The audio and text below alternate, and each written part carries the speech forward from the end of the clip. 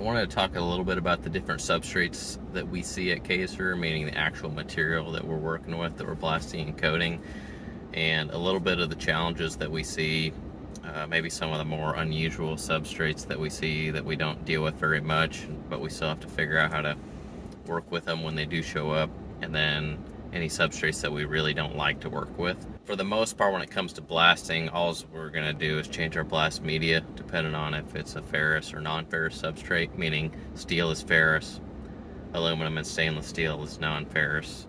So we would use crushed glass on those non-ferrous materials, and then we use our steel grit on steel.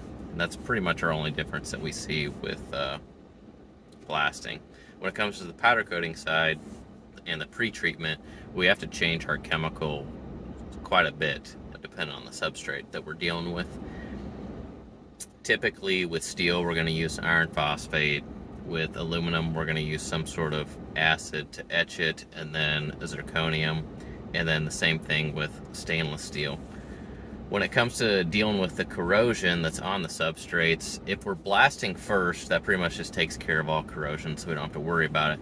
But there's a majority of parts that we just powder coat only, or pre-treat and powder coat, that we have to deal with that corrosion still.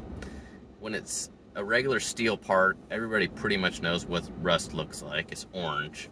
And so that's pretty obvious to our customers, and they understand that it probably needs to be blasted.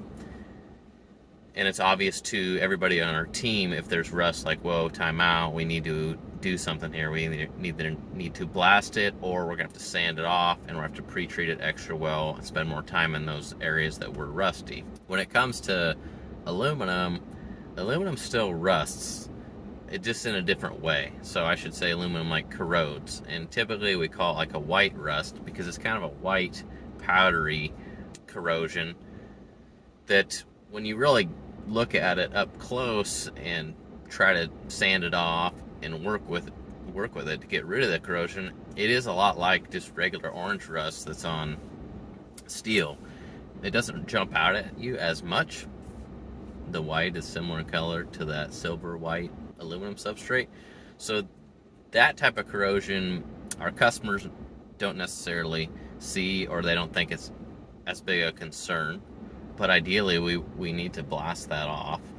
If we aren't going to blast it off because it is aluminum and we would have to use crushed glass, and so that takes a lot longer, we still have to get that removed. And sometimes the pre-treatment chemicals will take that off, but if it's really aggressive corrosion on aluminum, we have to do a lot of sanding, typically with a power sander or a DA sander, and we use different grits of the sandpaper on that power sander, and that's how we get rid of the corrosion. Usually we get rid of most of it and kind of break open the surface of the aluminum, and then that allows us to get really good pre-treatment, and we can get good impingement, and so then our chemicals will help continue to remove the rest of that corrosion that was on there. I would say our most difficult substrate to deal with corrosion on is probably aluminum, which most people would be surprised by that because a lot of people think, well, aluminum doesn't rust, it doesn't corrode, but like I said, it does. And even recently we've been having a lot of issues with it. Typically, if we have raw aluminum parts that we're just pre-treating and powder coating and the shop's really full, we will let those aluminum parts sit outside for maybe a day or so before we actually go ahead and pre-treat and powder coat them. Typically, if it comes to us as a good raw aluminum in good shape, we really don't see much issue with that, especially if the weather's nice and it's not raining or snowing. There's really no problem. But when you have really rainy weather or snow and icy weather, and you had some raw aluminum sitting outside, whether it's at our facility or maybe our customer has it sitting outside at their facility because they're less concerned with it as well, that's when we have to be careful because that corrosion can start to happen. It's harder to see if you're not paying attention and you're in a hurry, and then that can really come back to bite you because if the pre-treatment chemicals can't get it all the way off, then you end up powder coating right over the top of it.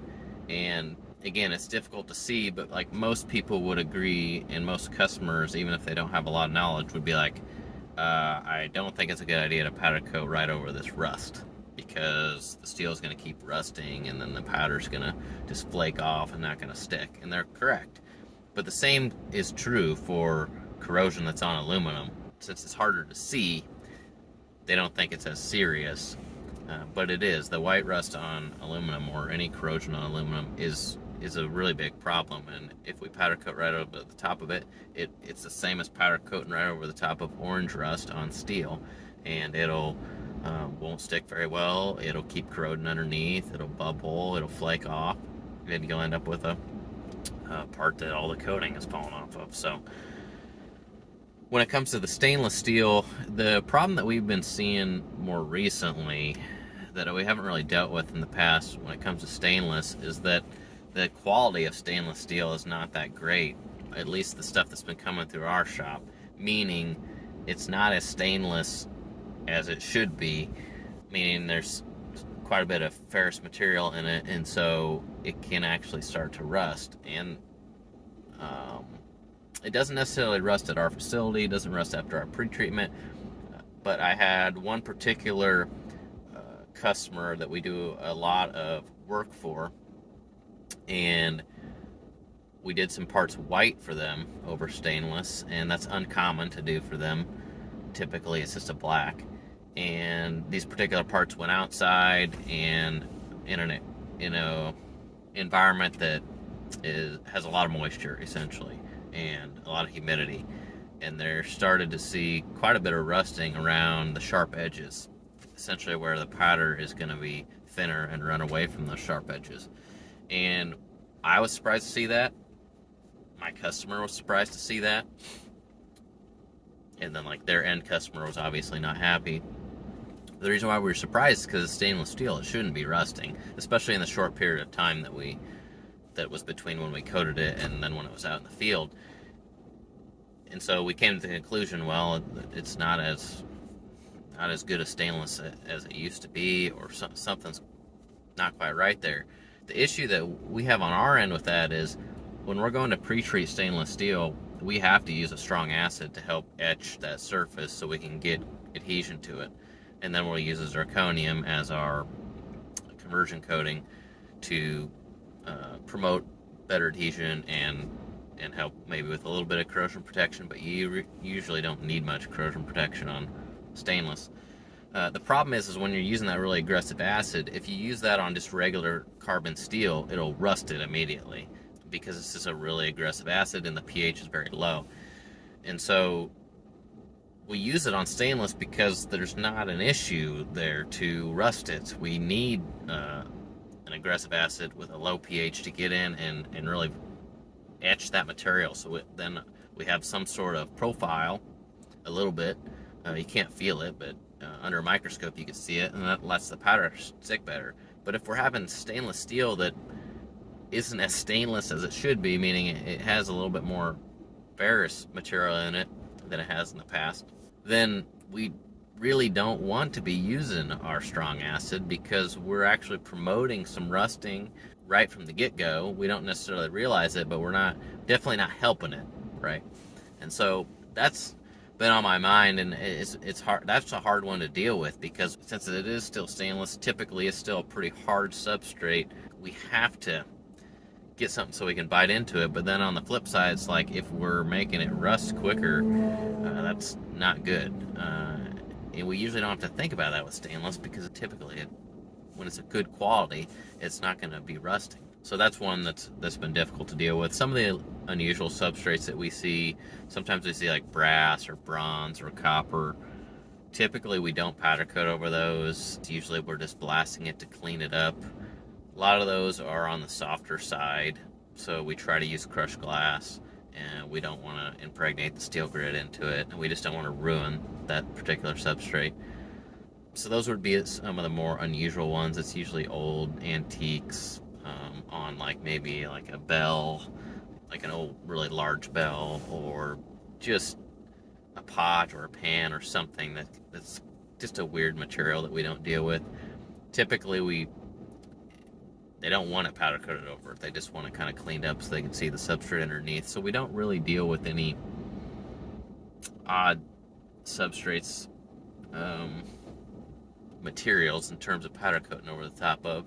The ones that give us the biggest fits would be cast iron, and if we do have to powder coat over a galvanized substrate, we typically don't like to do that just because it's hard to get adhesion to that, especially long term. But we've kind of come up with a process that we utilize with a little bit of blasting, and then we use a textured powder which allows us to essentially cover up the outgassing bubbles that happen when you're powder coating over a galvanized substrate. Typically you're going to want to dry it at a really high temperature to try to outgas it, but in our experience it always continues to outgas even when we do that, and then we powder coat over it, meaning there's a lot of little tiny bubbles if you look at the finished coating, like little pinheads, like a sewing needle, I guess, that size, but it's all little bubbles. It looks terrible. So we try to use a textured powder coating to kind of hide that. And it works most of the time, but sometimes it doesn't. It still doesn't look that good. So we try not to powder coat over galvanized, but every once in a while we have to, just because that's what the customer wants. And then when we powder coat over cast iron, that's usually old lawn furniture that we're powder coating over. Again, that's just a porous material, so there's a lot of outgassing, and we try to use textured powder on that as well, just because it's really hard, even if you put it in the oven and heat it up for a really long time, to try to outgas it, to try to release anything that's trapped in the porosity. It still ends up a little bit, comes through the coating, and it just doesn't look that good. So we try to stay away from those if we can, especially if the customer wants a really nice looking smooth finish. It's really hard for us to achieve. And then anything that we refuse to deal with, the one that comes to the top of my mind is just chrome. We usually don't want to deal with chrome. It's really hard to blast off, sometimes impossible, and we can't get powder coating to stick to chrome typically, at least based on our experience. It usually flakes right off because the substrate is so hard, that chrome surface. And then really any kind of plating, I typically don't like to deal with that, just because the same thing, it's hard to blast off completely, can't really stick very well to powder coating. And then if we do use some pre-treatment chemicals, we would have to get really aggressive, kind of like we do with stainless. But when we're doing that with the plating, if you get really aggressive with your pre-treatment chemicals, you start to run into some issues with some of the materials that are used in that plating process. Heavy metals could start coming off, not like visually, but the acid is pulling some of that away and then going down the drain, and that's not good. Anything that is plated, we try to stay away from.